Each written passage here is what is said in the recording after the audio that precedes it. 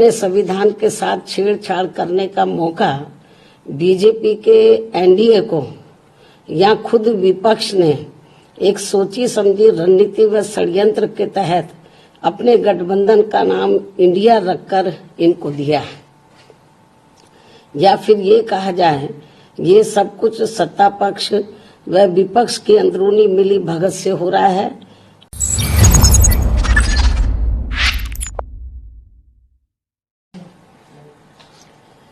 Media बंधुओं, जैसा कि ये विदित है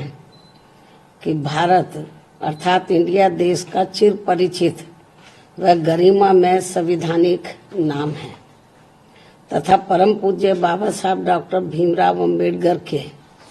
इस पवित्र मानवतावादी व जन कल्याणकारी संविधान से अपने देश के सभी जाति एवं धर्मों को मानने वाले लोगों का अपार प्रेम, बेहद लगाव एवं सम्मान है, जिसे बदल के व छेड़छाड़ आदि करके इनकी भावना के साथ कोई भी खिलवाड़ करना क्या ये उचित व न्याय संगत है?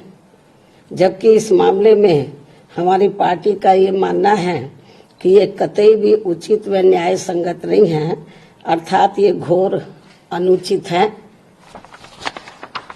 इतना ही नहीं बल्कि इस बारे में सच्चाई तो ये है कि देश के नाम को लेकर अपने संविधान के साथ छेड़छाड़ करने का मौका बीजेपी के एनडीए को या खुद विपक्ष ने एक सोची समझी रणनीति व षड्यंत्र के तहत अपने गठबंधन का नाम इंडिया रखकर इनको दिया है। या फिर ये कहा जाए ये सब कुछ सत्ता पक्ष व विपक्ष की अंदरूनी मिली भगत से हो रहा है, इसकी भी आशंका है। ये भी एक आम चर्चा है जिसकी जितनी भी निंदा की जाए वह कम है। यदि ये सब कुछ हो रहा है तो इसकी जितनी भी निंदा की जाए वह कम है। वैसे भी कांग्रेस व बीजेपी द्वारा चुनाव पूर्व इनकी इस राजनीति को अर्थात भारत बनाम इंडिया बनाने के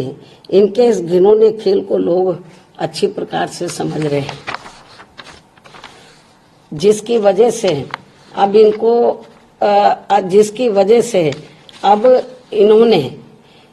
यहाँ गरीबी, महंगाई, बेरोजगारी व विकास आदि के ये खास व अत्यंत जरूरी मुद्दे दरकिनार कर दिए हैं।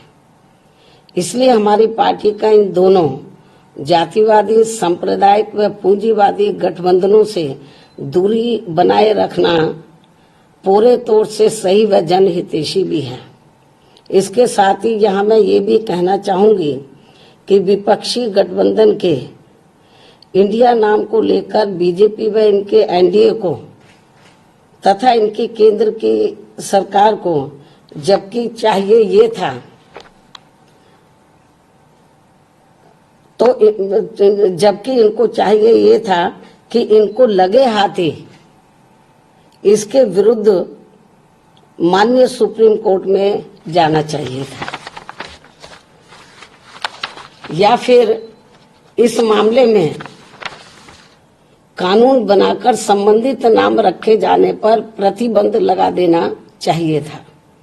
किंतु ऐसा न करके अब इसको लेकर जो संकीर्ण राजनीति की जा रही है ये ठीक नहीं है, वह जन विरोधी भी है। इसलिए ऐसी स्थिति में हमारी पार्टी ये चाहेगी कि अब माननीय सुप्रीम कोर्ट को खुद इसका संज्ञान लेकर यहाँ ऐसे सभी संगठनों, पार्टियों व गठबंधनों आदि पर तुरंत रोक लगाना चाहिए जो विशेषकर अपने देश के नाम पर बने हैं, वरना फिर अपने देश की गरिमा को भी काफी ठेस पहुंचेगी। इतना ही नहीं बल्कि विपक्ष व अब सत्ता पक्ष द्वारा भी अपने देश के नाम पर की जा रही इस स्वार्थी व संकीर्ण राजनीति से फिर अपने संविधान के साथ आए दिन छेड़छाड़ करने का किसी को भी खुला मौका मिल जाएगा। अंत में अब मुझे पूरी उम्मीद है कि माननीय सुप्रीम कोर्ट इस मामले का खुद संज्ञान लेकर अपने संविधान के साथ किसी भी पार्टी व फ्रंट आदि को छेड़छाड़ करने का मौका नहीं देंगे, इस खास अपील के साथ ही अब मैं अपनी बात यही समाप्त करती हूँ। धन्यवाद।